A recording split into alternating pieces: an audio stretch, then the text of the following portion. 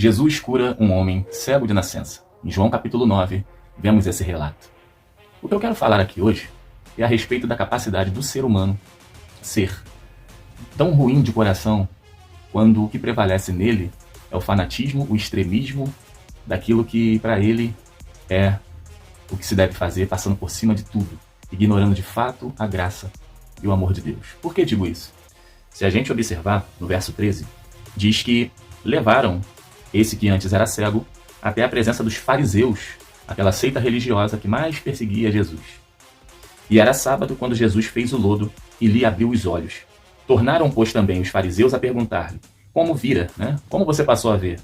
E ele lhes disse: olha, o homem chamado Jesus, né, aquele que me curou, ele colocou o lodo sobre os olhos, sobre os meus olhos, e eu fui lá, lavei-me e agora vejo. Então alguns dos fariseus diziam: este homem não é de Deus, pois não guarda o sábado. A hipocrisia deles, né? Esse não é o único caso, existem outros em que Jesus opera, realiza milagres, curas em dia de sábado. E o que motivava esses fariseus não era por conta deles serem zelosos pelo sábado em si, mas entendemos pelo contexto de todo o evangelho, que tinha a ver com a maldade de seus corações, porque eles eram hipócritas, e o próprio Jesus, certa feita, vai dizê-los, fazendo uma pergunta que se auto-responde. Se um filho de vocês ou um animal de vocês cair num poço, estiver numa cova, vocês vão esperar virar o dia, chegar o domingo, só então para depois socorrê-los? Então Jesus trata, né, fazendo essa pergunta. E por que quando eu faço bem a um ser humano, a alguém que vocês deviam olhar com amor, reconhecê-los como seu próximo, mas é porque falta humanidade, humildade e a presença do Pai em vocês, que vocês não estão nem aí. Jesus em Mateus 23 diz para eles que eles eram guias cegos, insensatos, hipócritas. Fala para ele: ai de vós, ai de vocês. Vocês são muito falsos. Coam mosquitos, mas engolem camelos. No que dizia respeito ao próximo, as pessoas, eles faziam questão de, no mínimo detalhes, cobrarem. Olha, isso está errado, você precisa mudar assim, tem que fazer assado. Mas em relação a eles, eles engoliam até camelo. Ou seja, cobravam em minúcias do próximo esse moralismo, esse legalismo. Mas em relação a eles, eles faziam o que queriam, o que lhes era conveniente. Então, querer ser detalhista no que diz respeito ao próximo e suas escolhas, mas fazer vista grossa e passar pano para si e para os seus. E eles não carregavam em si a essência do Pai. Por isso Jesus diz que o sábado é que foi feito para o homem, não o homem feito para o sábado. E aqui outras pessoas vão dizer: como pode um homem pecador fazer tais sinais? E havia dissensão entre eles.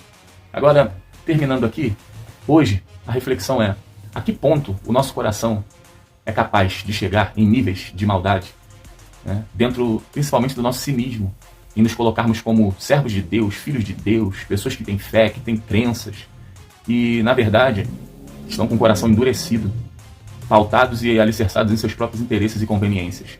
Porque se aquele que Jesus curara fosse um dos fariseus ou um dos seus familiares ou quem eles amavam, eu duvido que eles iriam indagar. Eles iriam: olha, curou um dos nossos.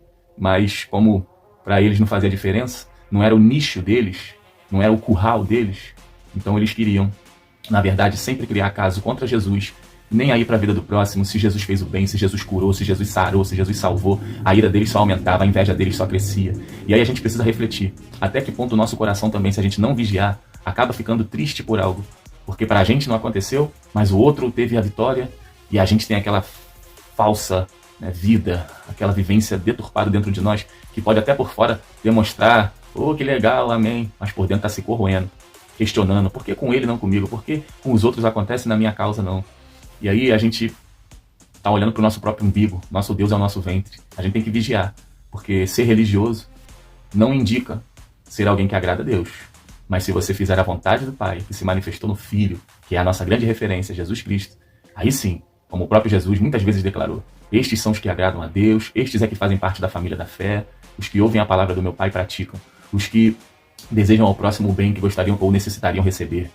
Esses têm procurado.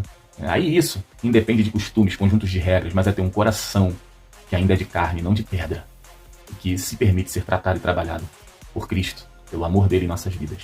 Vamos vigiar, porque é muito fácil olhar para a Bíblia ou para os casos e para outras pessoas e apontar os defeitos. Mas será que temos parado para analisar que nós não somos esses bonzinhos que a gente afirma, mas que a gente precisa todo dia se converter, se arrepender e verdadeiramente ser um imitador, um discípulo de Cristo? Fica aí a reflexão. Deus abençoe.